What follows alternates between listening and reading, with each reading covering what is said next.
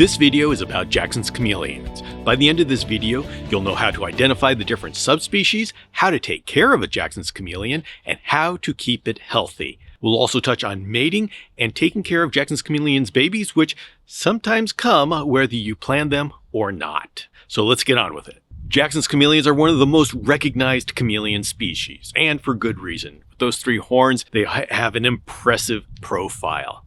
But Jackson's chameleons are a little bit more sensitive to getting the right husbandry conditions, and so this video is about making sure they get those correct husbandry conditions. The information in this episode is based on the Jackson's Chameleon Care Guide published by the Chameleon Academy. I have a link in the description below where you can download a free copy for yourself. This video is a visual tour of that care guide. Now, the first thing that we need to do is understand that when we say Jackson's chameleons, we're really talking about a group of chameleons, and there are three recognized subspecies of Jackson's chameleon. So we're going to take a look at how you tell the difference between the three subspecies of Jackson's chameleons. We all love Jackson's chameleons, but one thing many people don't know is that a Jackson's chameleon is actually a group of subspecies. There are many forms of the Jackson's chameleon. There are three recognized subspecies, and we know that one of those subspecies most likely is going to be broken up into a number of other subspecies and possibly species. So there could be some confusion. This video, we're going to clear up that confusion and introduce you to the different subspecies of Jackson's chameleon. Now, the most common subspecies is the yellow-crested Jackson's chameleon, Trioceras jacksonii xantholophus. This is the large green one that you see at the reptile shows and at the pet stores. Very common. It's got the overall pleasant green appearance, somewhat of a large chameleon. The male has the three horns and the female does not have the three horns. The xantholophus comes from Mount Kenya in Kenya, between two cities, Embu and Chogoria. It comes from a mid-elevation on the mountain, and so it gets cooler temperatures during the day and definite nighttime drops. It's difficult to nail down a chameleon on color, but it's the yellow-crested Jackson's chameleon that will have that overall pleasant lime green color. Now, there's another subspecies that we see in the trade, and that's the Machacos Hills Jackson's Chameleon. It's interesting with this one, we instead of calling it by its Latin name, the Trioceras jacksonii, we call it by its common name, the Machacos Hills Jackson's Chameleon.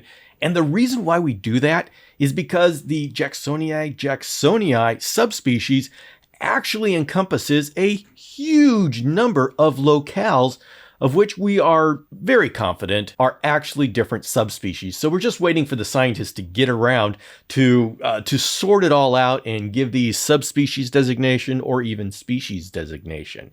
So jacksonii is not a as uniquely identifying name as, say, the Jacksonii xantholophus is. Now, the male Machacos Hills Jackson's chameleon is a striking chameleon. It has a yellow swash across its side, green and blue in its head. It's a gorgeous chameleon. The body size is a little bit smaller than the xantholophus, the yellow-crested. But while the yellow-crested has the larger size, the Machacos Hills has the color. Perhaps an even greater defining feature of the Machacos Hills Jackson's chameleon is that the females have horns. The females can have one nose horn or the three horns just like the male. Now, these horns aren't as fully developed as the males are, but they are significant enough to where it is very difficult to identify especially younger chameleons as to whether they're male or female. Now, you can imagine how much chaos this causes when the majority of people out there believe that you can identify male Jackson's chameleons because of the horns. And so a number of female Machacos Hills Jackson's chameleons have been sold as males. And the reason why that is significant is because those people are in great danger of having surprise babies. It's enough of a surprise when you bring a female home and she has babies, but when you think you have a male and then you end up with babies, that's an extra special surprise. The Machacos Hills Jackson's Chameleon comes from a geographical area separate from the Xantholophus. It's a little bit further southwest from Mount Kenya. Now, the Machacos Hills are a little bit drier than where you find the yellow-crested, and so there may be a time in the future where we do separate the care between these two subspecies. And that's just part of what we're doing here as we grow as herpetoculturists. But at this time, I keep the Machacos hills with the same conditions as I do the Xantholophus. When I find that there's a reason for change, I will definitely let you know. The third subspecies that many people are familiar with is the Mount Meru Jackson's Chameleon, Trioceras jacksonii marimontanus. This is a smaller-bodied chameleon that is found at higher altitudes. The males have a very pleasing powder blue to them and extra long horns for the size of their body. The females have a single nose horn, and I gotta say this is a very popular subspecies when it was available. Now, this is the only Jacksonii that is in Tanzania instead of Kenya. Tanzania has a complete ban on wildlife exports, so we don't see marimontanus in the trade. There is a small breeding group in Europe that has the potential to be spread amongst the chameleon keepers of the world. But at this time, if you see any chameleons that are offered as Mount Meru Jackson's Chameleons, be cautious. We have had a number of pet stores that have labeled their jacksonii as marimontanus. And so you just have to be careful. If you run into something labeled as Mount Meru Jackson's Chameleon, the probability that it is minuscule but not zero. But beyond those three that many chameleon people know about, there are an amazing diversity of other Jackson's chameleons that are out there that we haven't seen. If the Jackson's group enthralls you, then I invite you to find a copy of Mountain Dragons by Jan Stipala. This is a picture book and a bit of a travel diary that Dr. Jan Stipala put together as he explored the highlands of Kenya and documented the chameleons that he found there. And in there, you're going to see a number of Jackson's chameleons and other chameleons that you've never seen before. And really, even me, I haven't seen pictures anywhere else. If you're interested in Mountain Dragons by Jan Stipala, I have a link in the description where you can get this book. It is the most gorgeous book that was made for the chameleon community, in my opinion.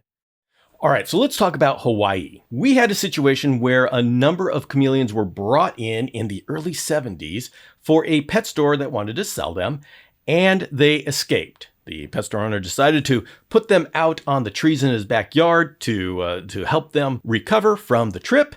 And when he went back out to get them, they were gone. It didn't take long before they spread across all of the islands with help from people who thought they were cute. And now Jackson's chameleons are common in Hawaii. And this is the reason why they became so common in the US pet trade. Many of them were brought over from Hawaii to the mainland and they just flooded the streets. Well, Hawaii didn't like that idea because they figured out that people were saying, hey, this is a great idea. I'm going to go ahead and put dart frogs in Hawaii. I'm going to put other chameleons and geckos. And all of a sudden, Hawaii has all of these invasives taking hold. And so they made that illegal to take chameleons from Hawaii to bring them to the mainland. But in that time, and I don't have the details here because people aren't supposed to do this, and so they don't make it well known that they're doing this. Apparently, there have been some populations naturalized in the United States specifically for the purpose of being harvested to go to the pet trade. That's the rumor. I can't confirm it, can't deny it, no proof. But it makes sense because there's still a whole lot of the Hawaiian bloodline Jackson's chameleons still in the pet stores. And so they're coming from somewhere, and I don't think they're coming from Hawaii. So I'm sure sooner or later we'll figure that out. But this brings up a serious topic. There is a difference in bloodlines between the Hawaiian bloodlines and the Kenyan bloodlines. And that does make sense because the Hawaiian bloodlines were made up of a maximum of, say, about 36 individuals. And so there is a genetic bottleneck. We don't know how many of those actually survived or how many of those reproduced, so we don't know how much blood diversity is actually in the Hawaiian population. But we have noticed that the body size of the Hawaiian Jacksons tends to be a little bit smaller. The horns tend to be a little bit more crooked or go off in different directions. Now, you see these things in the Kenyan population, and in the Hawaiian population, you see large body and straight horns. But there's a higher incidence of these smaller body and the horns going off in different directions in the Hawaiian population. Now, the question is, what does it matter? If you're getting a Jackson's Chameleon specifically for a pet it doesn't matter. The Hawaiian bloodlines are great as pets. But if you're thinking about starting a breeding project or that you might in the future, I would highly encourage you to seek out the Kenyan bloodlines. They're harder to find, but it's a stronger bloodline. And if we're going to be breeding, we may as well do it with the strongest blood. Now, your next question is, well, how do I tell the difference? Generally speaking, if you don't know, it's probably of the Hawaiian bloodlines. If the pet store owner or the reptile show person doesn't know where it came from, it's most likely Hawaiian bloodlines because that's what's available at the wholesalers. They have to go through a couple of more hoops and it's more expensive to get the Kenyan bloodlines, and so generally they know when they've gone through those hoops. You can also tell if the table has a Machakos Hills Jackson's Chameleons or the helmeted chameleon, Trioceras o'neillii, or any other species from Kenya. That indicates that the yellow-crested Jackson's Chameleon on that table is probably from Kenya because they're not going to grab things from Hawaii and then grab things from Kenya. Nothing is certain, but if you're going to be doing breeding, I highly encourage you to look for the Kenyan bloodlines. So there is your summary of the subspecies of Jackson's chameleons. My favorite, I got to admit, is a Xantholophus. It's the yellow-crested Jackson's chameleon. It is such a cool chameleon. So there are some options out there. Have fun with it. Now this video focuses specifically on the care for the yellow-crested Jackson's chameleon, Trioceras jacksonii xantholophus. Care for the Machakos Hills Jackson's Chameleon is identical, and the Mount Meru Jacksons may be almost identical, but maybe a little bit more UVB. But going forward, we're going to be talking about the yellow-crested Jackson's Chameleon, and that's the one most commonly seen. Now, it is unfortunate that when you're looking for Jackson's Chameleon, which is one of the most common chameleons, it may be hard to find a breeder. And this is because, unfortunately, Jackson's Chameleons come in at such a low price that it's hard to justify putting together a breeding project. The problem is, if you don't have imports and people aren't breeding them, then when imports stop, they just disappear. The key thing to look for when you're looking for a Jackson's Chameleon is find a captive bred if you can find it from a breeder. Beware of getting captive bred babies from a large establishment because usually what they're doing is they're bringing in wild-caught females. The female has the babies while they're in the facility and then they try to sell those babies. Most often, just about every time, they're going to sell those babies way too soon and the babies aren't well taken care of while they're being sold. And so I implore you, do not buy on price. In fact, if you see a Jackson's Chameleon for a cheap price, be suspicious because that means that that individual probably was not given the right care. But say you have found your Jackson's Chameleon, let's go into how to set up a Jackson's Chameleon cage. And the first thing we're going to take a look at is the size of the cage. No matter whether you have a male or female, or whether you have the Xantholophus, the yellow-crested, or the Machakos Hills subspecies, the 2 by 2 by 4 foot tall cage is the minimum. I would actually prefer to use a larger cage, but the 2 by 2 by 4 is the most commonly available on the retail shelves, and it has been proven to be effective. So that is the most common cage used, but if you are able to make your own cage, use up whatever space you have. The second question when it comes to cages is what type of cage? Screen cages are the most commonly used, but many of us are using hybrid cages. And so how do you make the decision as to which one to go with? Well, the answer comes into what is your ambient conditions. You look at the care summary that you've got for the Jackson's Chameleon and you see, especially look at the humidity swings between the day and the night. During the day, we're looking for, say, 40 to 50% humidity, where at night, we're looking for somewhere between 80 and 100% relative humidity. So the question is, how much help do you need to get to those levels? If you live in an area that is naturally humid, you may want to go with a screen cage. If you live in an area that's naturally dry, then a hybrid cage would be your best bet. The general rule to deciding whether you need a hybrid cage or a screen cage is how much you have to change the ambient environment to meet the requirements of the Jackson's Chameleon. If it's a lot, then you need to use solid sides. If you've got it pretty well dialed in, then the screen cage is what you want to go with. Now, many people end up getting the screen cage and then learn that they really do need a hybrid cage to get those humidity levels. And that's not such a bad situation because you can put solid sides on your screen cage. It really doesn't take much to get this shrink wrap window insulation and just put it on the sides, the back, and the main door. You leave the bottom service door screen and the top screen, you get the chimney effect, and you're able to retain in the humidity from say a fogger. Now, one thing you want to take into account is the drainage. Where is all the misting water going to go? So you will need something under the cage to catch the water. And now we get to the inside of the cage. Jackson's Chameleons are going to want a typical forest edge type interior. And this is where you have an open space on top, you have a middle layer that's dense plant, and then the bottom can be whatever you want. Generally speaking, when you're starting off, I recommend that you keep the bottom clear. So the bottom, say 12 inches, are clear and you can see the floor. There's nothing sitting on the floor. So let's go over these 3 layers. First of all, the top, which is about, say, 9 inches of open space and some basking branches.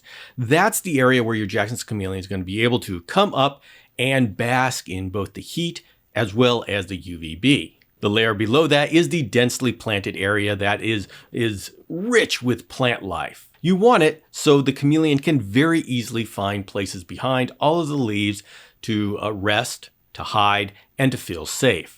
So you're going to have perching branches out in the open, as well as a network of perching branches behind the wall of leaves. The bottom 9 or so inches I recommend to keep clear. And this makes it easy to monitor your chameleon's health because you don't always see your chameleon, and of course they act healthy even if they aren't. But the poop will let you know how well they're eating and how hydrated they are. Now I want to make a special note about that middle layer, that dense plant layer. That is so important to the well-being of your chameleon. Low-grade stress is a huge killer of chameleons. And the problem with low-grade stress is you really don't see it as it's happening. But the longer they're stressed, the more their immune system is compromised. And the number one way that chameleons are stressed is when they don't feel secure in their cage. This is where they feel like they're on display all the time. They don't have a place they feel safe where they can hide away. And so that middle layer is critical for their sense of security and long-term health. Make sure they can get to a place and comfortably perch where you can't see them. Now, an obvious question is, how do you get all the branches and plants up into this middle layer? And it's important that you do so. If you have a screen cage, I invented dragon ledges through my company, Dragon Strand. And these are anchors which go onto the side of the cage, and they take all of the weight from your branches and your potted plants, and they transfer it to the frame of the cage instead of the screen. You can purchase these from dragonstrand.com, or if you want to make your own DIY type dragon ledges, the key is that you have to attach a brace from one side of the frame to the other so it's firmly anchored on the aluminum frame. And then everything is attached to that brace. Everyone is going to have a unique situation to figure out with their cage and where they are. And so just come up with a solution that works for you that gets the plant layers and the branches up where the chameleon needs to use them. My final hint in this is when you're putting in your potted plants, I suggest using 2 of the same type of pot. And what you can do is take an empty pot and attach that anywhere you want this plant. And then you have the other pot that has the plant actually in it. You can pick that pot up, you can put it into the pot that's attached to the cage, and whenever you need to do something with the plant, or even if you have to switch it out, you can just pull up the pot and replace it with another one that's in an identical pot, and it just slips right in. You put that all together with the appropriate lights and the hydration, and you will have a happy Jackson's Chameleon. And so now we need to figure out how to recreate the Kenyan forests in our living room. And for that, we're going to do a strategic use of a combination of lights and hydration equipment. Now, one unfortunate thing about Jackson's chameleons is they seem to be more sensitive to husbandry that's off than other species of chameleons. And so we Jackson's keepers need to be a little bit more on guard. The trickiest thing about keeping Jackson's chameleons healthy is their care parameters, most specifically their temperatures. Jackson's chameleons come from midway up on Mount Kenya, and so they have a montane type environment that we need to recreate. Temperature-wise, that means that we want to keep them during the day in, say, the mid 70s. And we want to be very careful not to let it get into the 80s, because at that point, Jackson's chameleons actually start to get heat stressed. Now, we will allow a basking temperature between 80 degrees and 85, and this is so they get a warm up in the morning. But this is not the temperature we want their cage. In fact, we're going to be very careful with that basking light, and we're going to make sure it's not on so long that it can adjust the ambient temperature of the cage. Now, because they live on a mountainside, they do experience nighttime drops. And Jackson's chameleons tend to be sensitive. They need their nighttime temperature to go down into, say, the 50s ideally, or the low 60s. And this here is the most challenging part of Jackson's chameleon care, and the one that causes people the most trouble. Many of us literally have to get an air conditioning unit to be able to keep our Jackson's chameleons at prime health. Now, someone's going to ask, well, what happens if we don't give them that low nighttime drop? So what's going to happen is your Jackson's chameleon is not going to be able to sleep as deeply night after night, and eventually that's going to start to wear on their body. It's just like when we don't get a good night's sleep, eventually our immune system gets compromised and we get sick. And it's going to be the same for the Jackson's chameleon. The reason why this is so hard to measure is because this happens over weeks and months. And this is difficult to communicate, because even those of us who've been working with Jackson's chameleons for years and years and multiple generations, we don't really know where that cutoff is. And so I can't tell you at what temperature the Jackson's chameleon needs to be, whereas if it was a little bit warmer, they would get sick. At this point, all I can offer you is many decades of experience breeding Jackson's chameleons and talking with breeders around the world. And we've all come to this consensus that this nighttime drop is required for their health. And so I encourage you to take that seriously. For their humidity, we're looking for 40 to 50% during the day and between 80 and 100% at night. What we're looking for is to make sure our Jackson's chameleons don't dry out. And you know how this is. If you run around outside when the humidity is very low, you end up dehydrating very quickly. Well, it's the same for the chameleons. So by keeping the humidity at 40 to 50% during the day and 80 to 100% at night, they're not going to dehydrate. Now, the challenge with that is you want to make sure that your cage surfaces dry out during the day. A constantly wet cage is an unhygienic cage. It will breed bacteria, fungus, molds, a lot of stuff that's not good for your chameleon. If perching branches are always wet, then the feet of the chameleons tends to get sores on them. So you as a keeper need to figure out how you're going to maintain that humidity without constantly having a wet cage. And this is why many of us breeders have hybrid cages and we use foggers, because in that way we can keep a humidity without totally saturating the cage. UVB is a little bit interesting for Jackson's chameleons. We have found that the typical UV index of 3 works well at a basking branch, but there are reports and there is behavior that indicates that Jackson's chameleons may want a little bit higher exposure to UVB. The problem is we don't know how high is safe and how well of a judge they are with the equipment that we have. So we don't want to give too much to them. Therefore, what I believe is safe is to give a UV index of 3 at the basking branch, but allow the branches to go up to the point where they can get a hold of UV index of 6. Now, to be clear, there isn't any specific data saying these are the numbers. Right now, we're going by our best judgment based on what we've seen work in other species of chameleons, both lowland and highland, as well as taking into account their behavior. On the Jackson's Chameleon Care Guide, you're going to be seeing a graphic showing what kind of UVB lights you can use and how to place them on the cage. Now, I'm going to say this very clearly. There is no specific light that goes with a species of chameleon. You can use a T8 10.0. You can use a T5 6%. You can use a T5 12%. The important thing is the distance you have that light from the basking branch. So you figure out what UV index you want at the back of the chameleon. In this case, if it's 3, then you take a look at the charts for the UVB bulbs that you're going to be using, and you figure out how far away the bulb needs to be mounted. Keep in mind that the screen top is going to act as a filter. And in the care guide, I have an example. If you use the standard screen cages that are available, whether Reptibreeze, Dragon Strand, they filter out 30% of the light. So if you're using one of those cages, then you can use a T5 6% or 5.0 and mount it so it's about 6 to 7 inches away from the back of the Chameleon, going through the filter of a screen top. Now you can use any other UVB bulb that gives you a UV index of 3, a reasonable distance away from the bulb. Of course, the most reliable way to put a UVB light on your system is to have a solar meter. A solar meter 6.5 will give you your UV index rating, and you'll be able to tell exactly how far you should put that bulb from the back of your Chameleon. And I recommend doing measurements every month because as the bulb ages, the UVB output changes. Now next on the care guide, we're going to be setting up the lighting and the hydration systems. You'll notice that I have 2 seasons on here, the dry season and the wet season.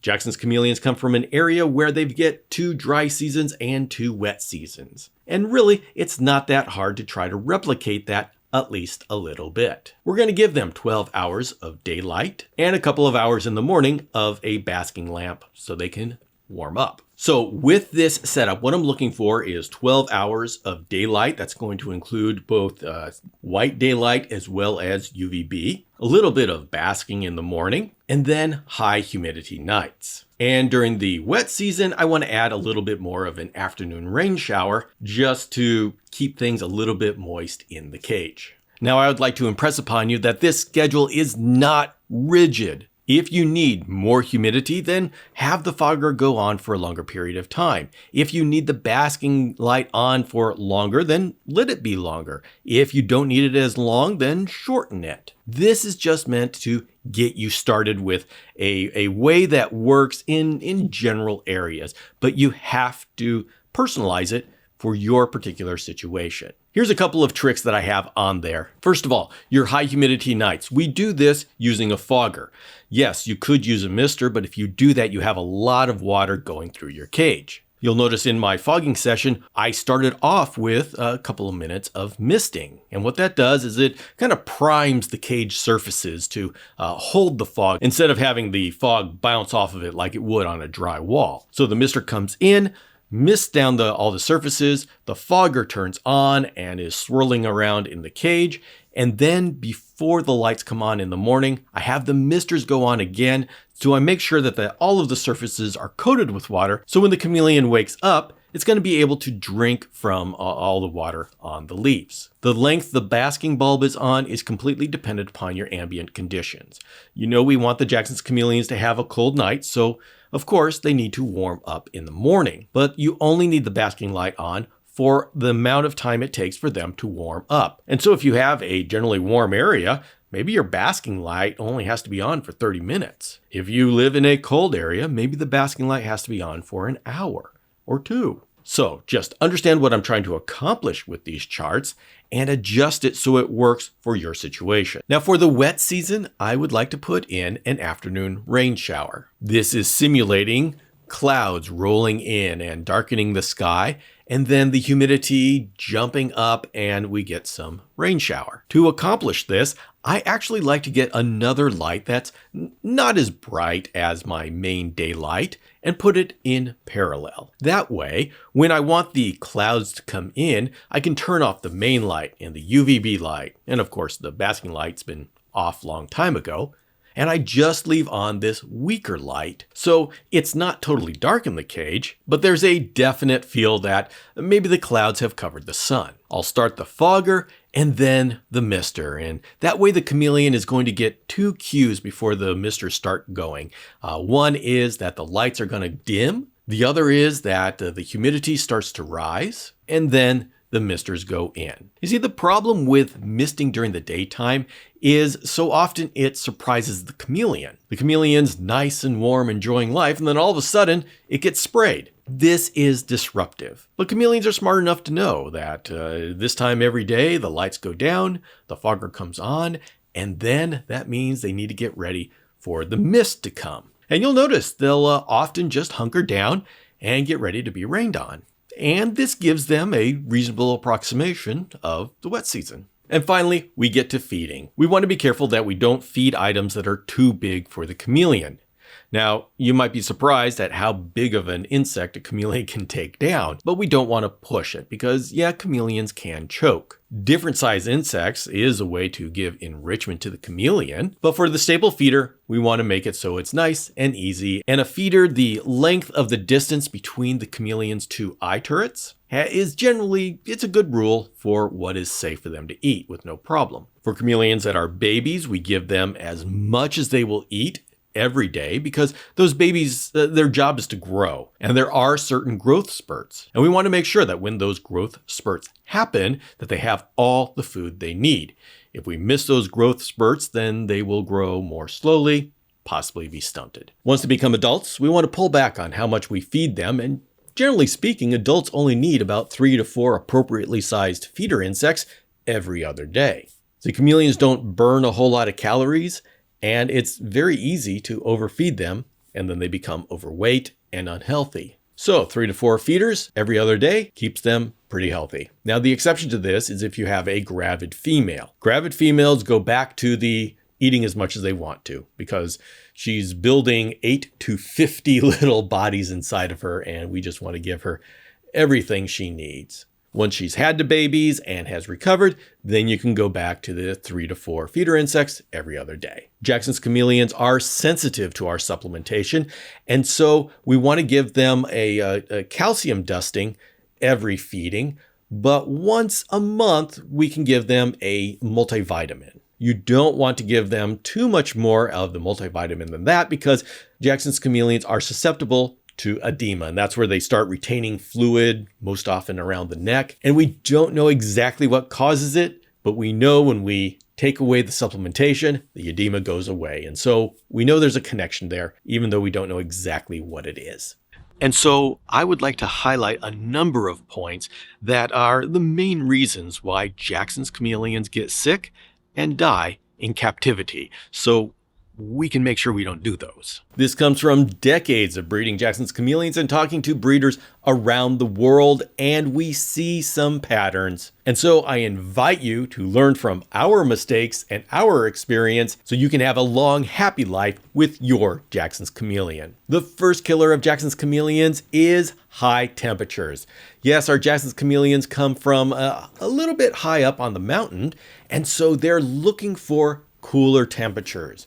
Mid-70s. You will notice that when your Jackson's chameleons get into the 80s, they start to get heat stressed. You'll start to see them getting lighter colors. They'll start to gape. They'll start to sit in mouth breathe. They're trying to cool themselves off. Now, I specifically mention this because although most of us can identify a chameleon that's under heat stress, the problem with Jackson's chameleons is actually that range under the heat stress between the somewhere in the mid 80s. If you have ambient temperatures in the mid 80s, your chameleon is going to be physically stressed. And the reason why this is something we have to talk about is because Jackson's chameleons seem to be a lot more sensitive towards heat stress and that minor heat stress. So what happens is if they're in this constant low-grade heat stress, their immune system weakens. And when they're in this low-grade heat stress for a week or 2 or a month, that's when they start to get more of these temporal gland infections, which could be deadly for Jackson's chameleon. So you will note that there's going to be a common theme running through these top 5 things that kill Jackson's chameleon. And what it is the accumulation of things that cause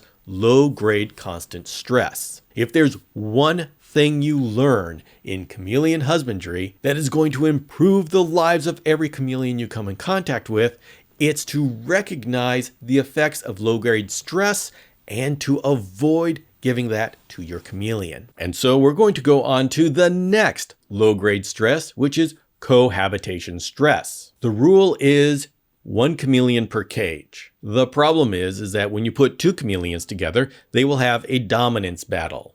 One will win the dominance battle, the other will lose the dominance battle. If they're in the same cage, then the loser cannot get away from the bush and let the winner know that he's won. And so the winner is stressed, always trying to exert its dominance, and the loser is stressed because the loser's trying to get away but can't. And so there will be a number of passive aggressive things that constantly go on day after day. This produces a low-grade stress, which is going to eat away at the immune system of both of them, but mostly the submissive one that is lost. Now, many keepers are fooled by the gentle nature of the Jackson's Chameleon. They don't see these stress things going on. And so they think that their chameleons are doing fine because they look at the cage, they don't see any fighting, they don't see any signs of stress. But the fact is, it's happening.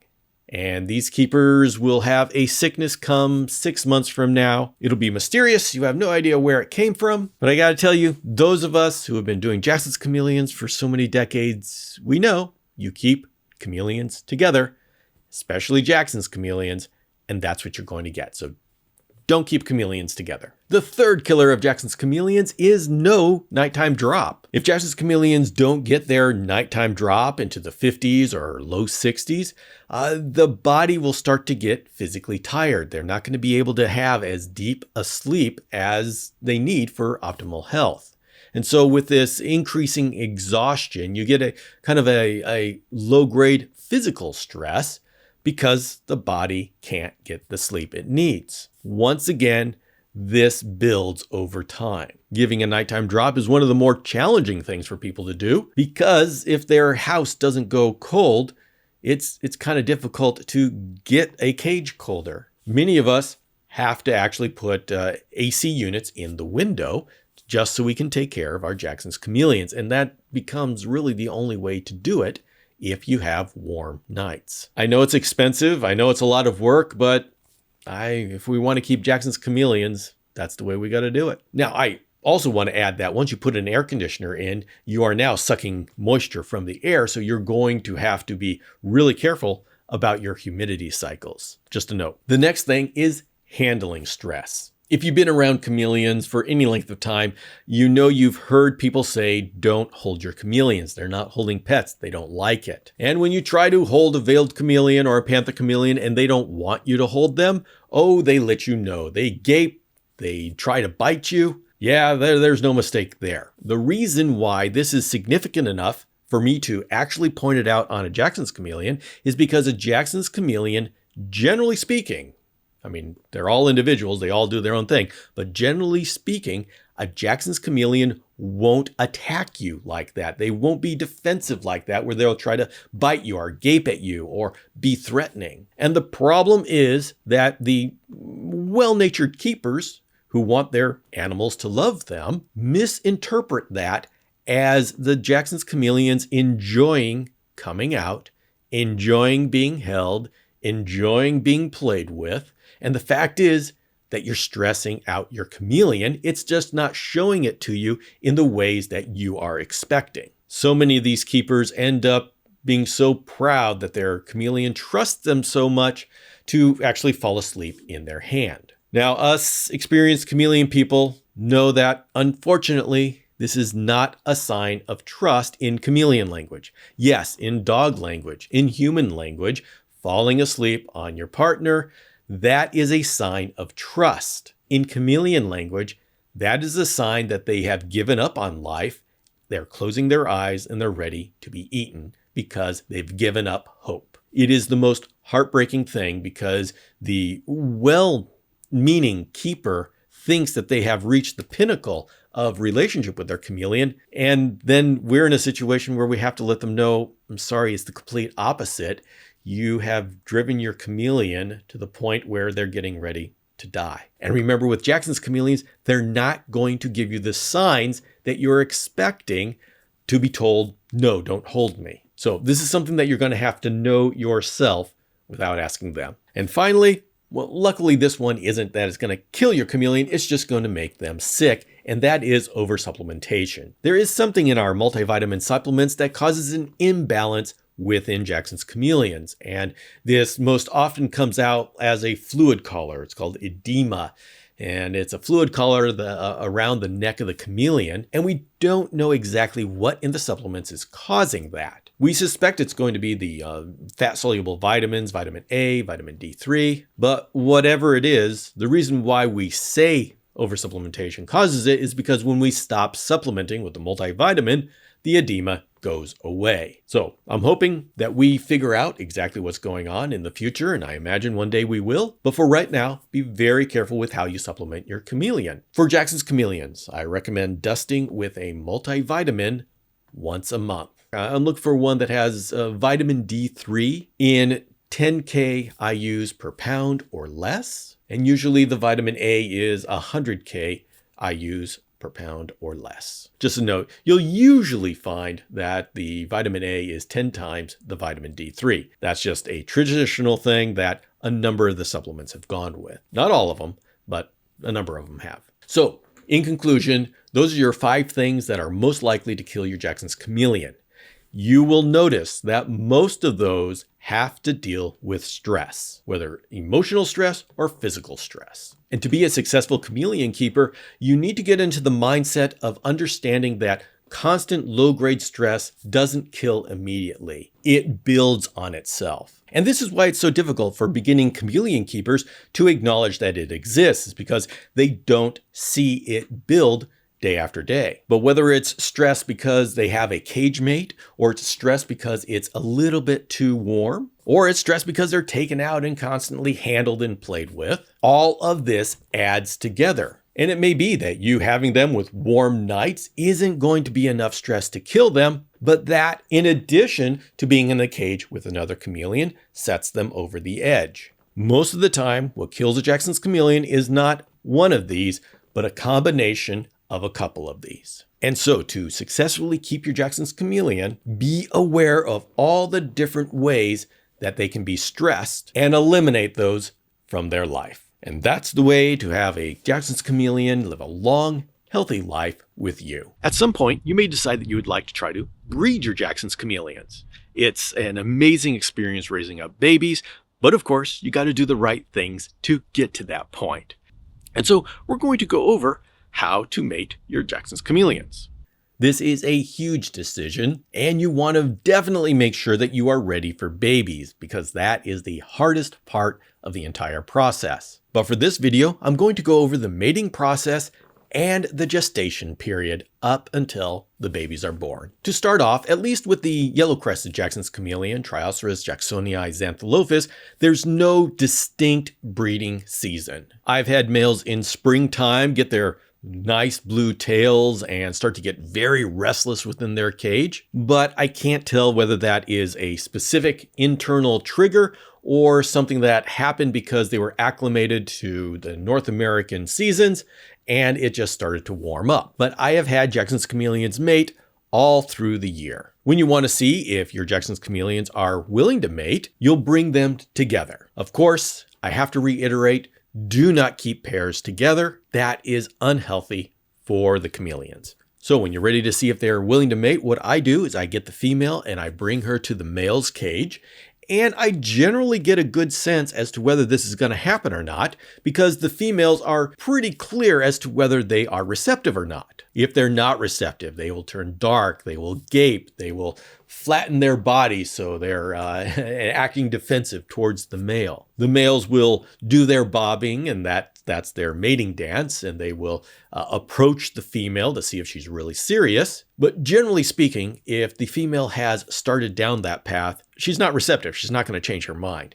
And so I very quickly just take her out so they don't have any sort of fighting going on. If the female is receptive, then she will stay the light colors. She may stand her ground as the male approaches her and allow the male to mount on her back. She may even lift up her tail to make it easier for him. If that happens, you know you've hit the exact right window. The mating may take about 30 minutes or so, and you can leave them in for a little while. But then once there's a successful mating, I take the female back out. I put her in her cage, and for until those babies are born, she is now under strict privacy. I make sure that the males can't see her. She can't see the males. She is now at a luxury spot as far as I'm concerned. She is going to be getting plenty of privacy. She's going to be getting the best food. But of course, I feed everyone the best food. But you know, if you have an extra one extra silkworm and I got to figure out who gets it, she's going to get it. I maintain the same feeders, the variety of feeders, as well as the supplementation. But instead of the 3 to 4 feeders every other day, I make sure she eats as much as she wants to. She is going to be making 8 to 50 new bodies, and we need to make sure she gets everything she needs to do that. Now, Jackson's chameleons are a little bit tricky to mate because the female can delay impregnation, and once she's impregnated herself, she can delay how long it is before she has the babies. And this is highly dependent upon environmental cues. This is why you can get a single female Jackson's chameleon, and then a year and a half later, she all of a sudden has babies.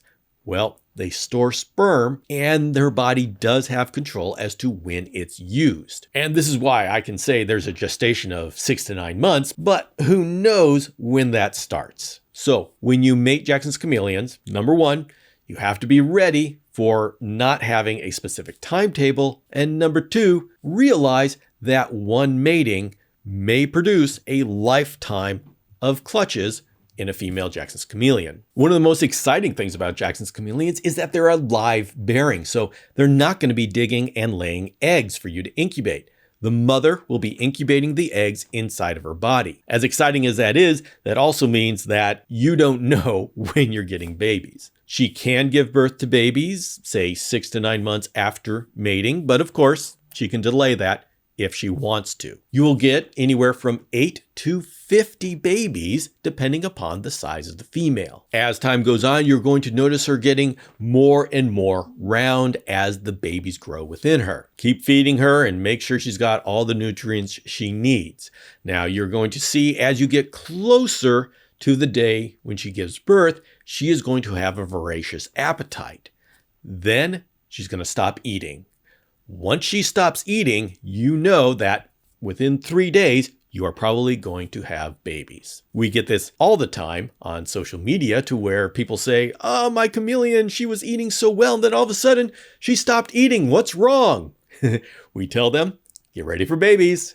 And sure enough, a day later, oh, you are right. Yep, that's what they do. Of course, it's always funny when they say, "Oh, no, I don't have a male. I only have a female." Yeah, well, you're about to have a lot more chameleons. When the day comes for her to give birth, she will start in the morning. You'll notice that she'll be restless and she'll be climbing all around inside of the cage. And what she's going to do is she's going to be spreading her babies around. So she'll drop one here, she'll walk, she'll drop one there. And this is in nature that they're supposed to disperse. They're not supposed to be together. And so this is her way of dispersing them. And this could take all morning. Don't panic.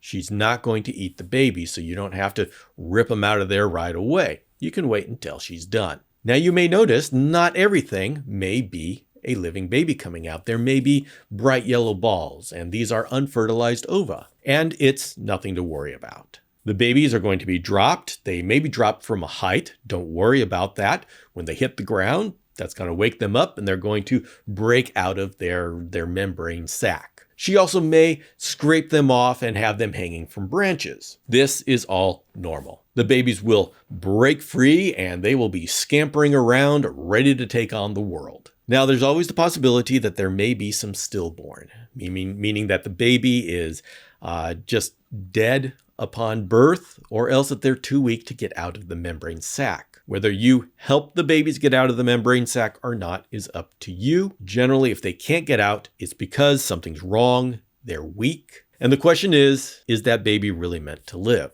And it's got to be your judgment on each situation. Each situation is different. I personally generally don't help babies get out of the sac or out of the egg, but that is my personal choice. Now, like I said, you don't have to worry about the mother eating the babies. Once she has stopped, you can go ahead and get the babies and search for the babies and bring them out of the cage. Now, I encourage you to do this soon, especially if you have a heavily planted cage, because the first thing the babies do is they want to disperse. And so you're going to easily see them all on the sides of the cage. Easy to find them and get them into cages. If you wait a day, it's not dangerous, but by the next day, they've stopped trying to disperse, and now they're trying to hide. And so you will be finding babies for the next 3 days because they are so good at hiding. At this point, it's time to give that mother some relaxation and give her a week at the spa. as much as she wants to eat, definitely hydrate her, and give her all the privacy possible. She should bounce back just fine, and you can get her back on a normal adult diet in about a week. You could try mating her a month or two after she gives birth just to make sure that she has fresh sperm that she's going to be working with, or else you may just never have to mate her again because she will consistently have babies every year after that. Now, the clutch sizes will decrease, but as her body increases in size, you may not want the full number of babies that she's able to produce. And actually, this is my strategy in breeding Jackson's Chameleons. I mate them once when they are young, and then as they get older and they get bigger, they are using less and less sperm. And so even though they're getting bigger, the clutch sizes don't get unmanageable. Like the last one I had that was completely adult was 50 babies. That was way too much. Now, with the yellow-crested Jackson's Chameleon, the Xantholophus, you may run into the situation where you're choosing between whether you mate Kenyan bloodlines or Hawaiian bloodlines, or you mate them together. I highly encourage you to only mate Kenyan bloodlines. The Hawaiian Jacksons are absolutely wonderful as pets, but their bloodline has deviated a bit from the main line at Kenya. It doesn't necessarily mean they're weaker, because while their bloodline has been deviating and it's a little bit thinner, they've had natural selection to make sure that it doesn't produce weak individuals. But to get the best horns and the best body size, go with the Kenyan bloodlines. You're going to be spending a lot of time and a lot of money raising these babies up.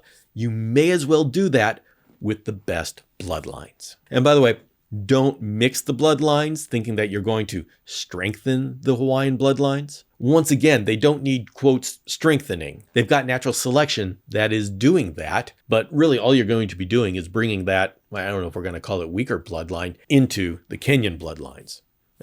Don't do that. There's no benefit that comes from that. Whichever you decide to do, just make sure that you're completely honest with the people buying your chameleons as to what bloodlines you used. And if you don't know which bloodline you used, it's probably the Hawaiian bloodlines, because the Kenyans are a whole lot more rare. So this is my personal way of reducing the amount of babies I have as they grow older. Breeding Jackson's Chameleons is one of the most fun things to do, but I implore you, be ready to be able to individually house those babies. That is the way that this will be an incredibly wonderful experience for you and not a nightmare, because babies will stress each other out. But that is for another video. Once you have successfully mated your Jackson's Chameleons and now you have all the babies, you're going to want to be able to take care of those babies. Hopefully you're watching this before you have babies, but Jackson's Chameleons have this very interesting aspect where they store sperm, and so they can impregnate themselves long after you get a single female home and are not expecting there to be babies.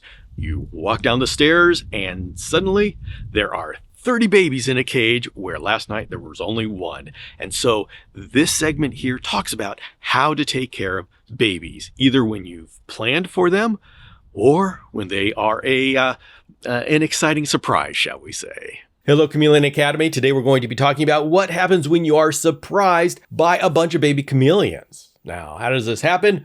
Well, it especially happens with people that have Jackson's Chameleons, because Jackson's Chameleons can produce groups of babies a year or two after they mate. And so people bring a female Jackson's Chameleon home. They have no male in sight. They go to bed with one chameleon in the cage, and they come down the stairs in the morning to find 30. And so this video is going to be, what do you do when you are surprised by Jackson's Chameleon babies? And that is the wonder and the sometimes chaos of having a live-bearing chameleon. Now, this is a time that is exciting, but it is panic-inducing, because you've just been learning how to take care of an adult chameleon.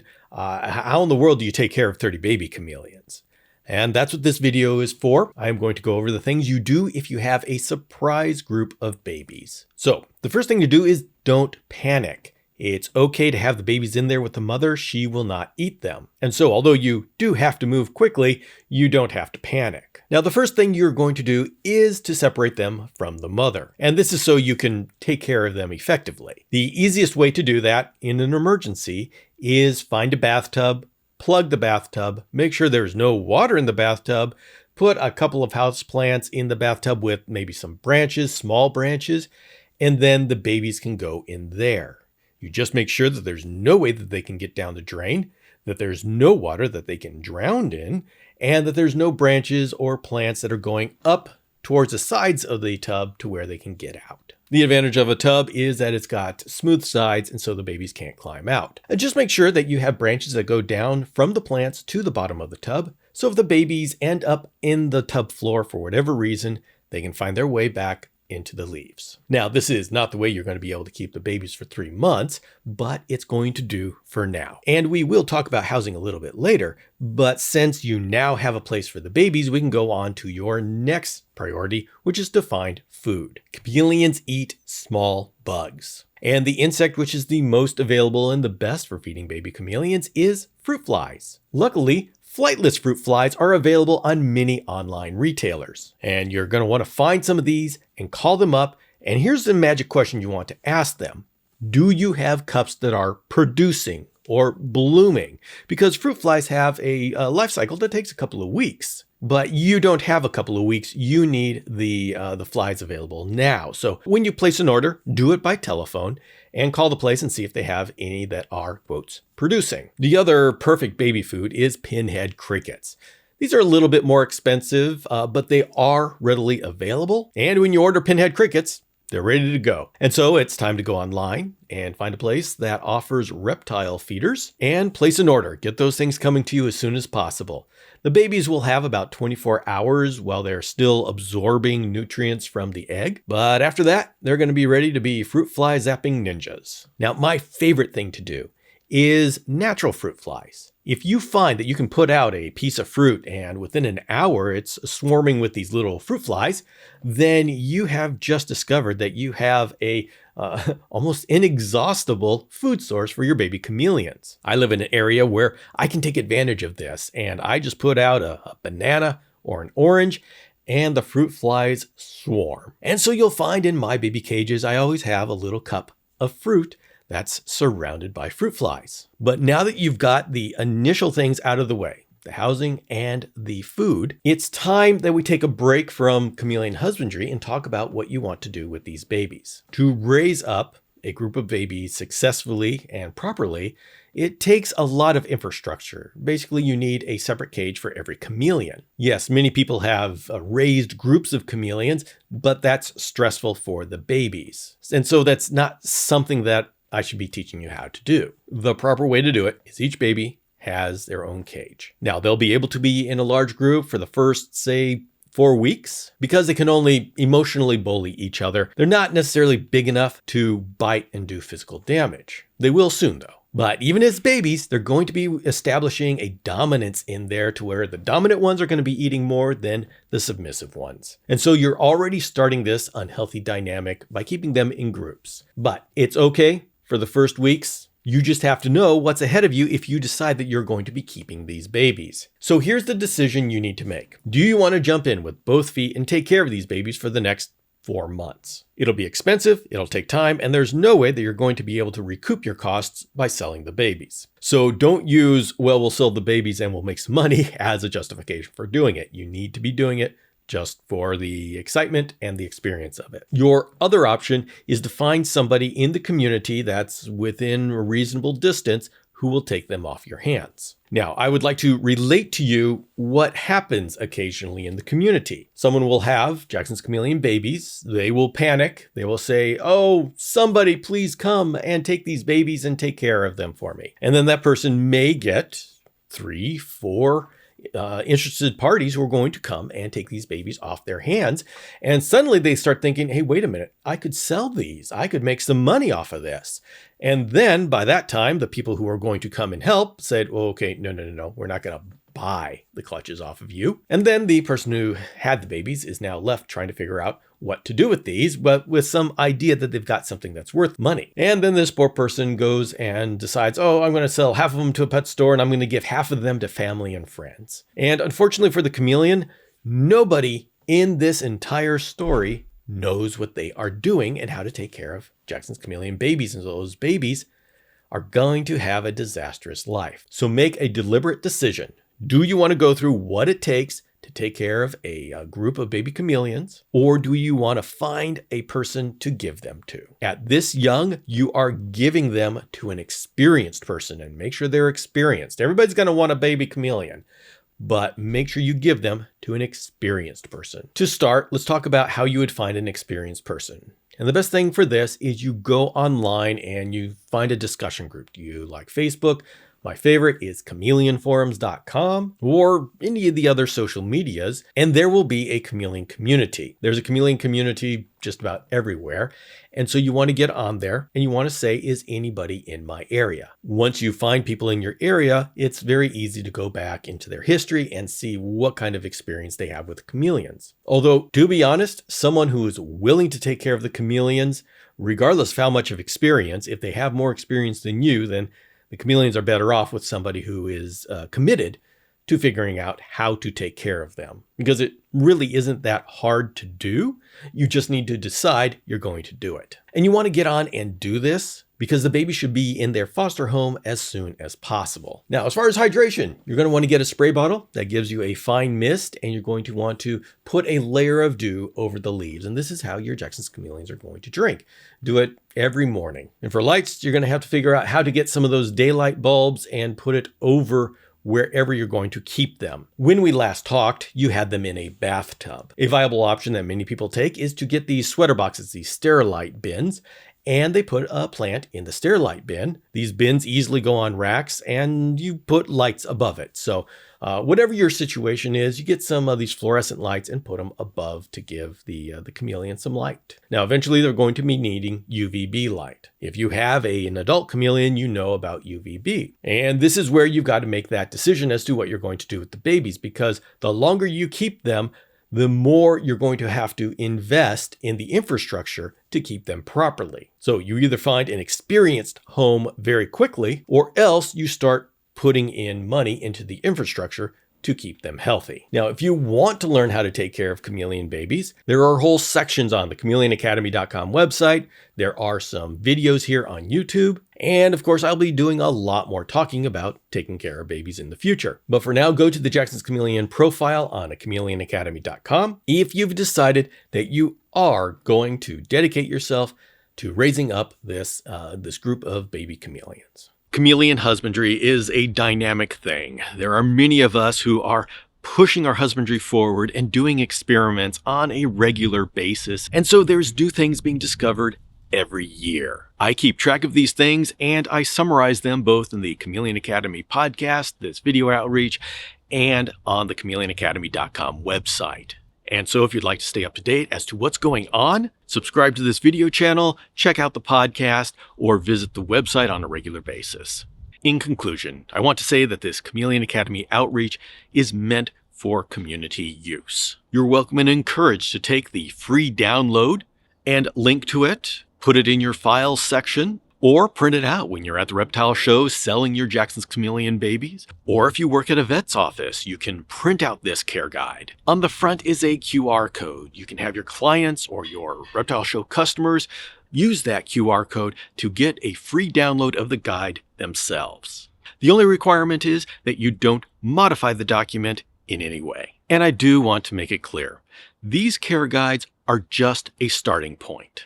They should be used to set up your cage the first time. Once your cage is set up, you need to watch what your chameleons are telling you. They are the experts as to what they need. And if they need more heat, give them more heat. If they need more hydration, give them more hydration. Once you get it set up, you don't use the care guide anymore and you just listen to your Jackson's Chameleon. My friends, I want to thank you very much for spending this time with me. It's been fun sharing what I know about Jackson's Chameleons. This comes from decades of experience, multi-generational breeding, and talking to people who have seen them in the wild talking to breeders from around the world, and bringing all that information together into this care guide. Now please go and enjoy the incredible Jackson's Chameleon.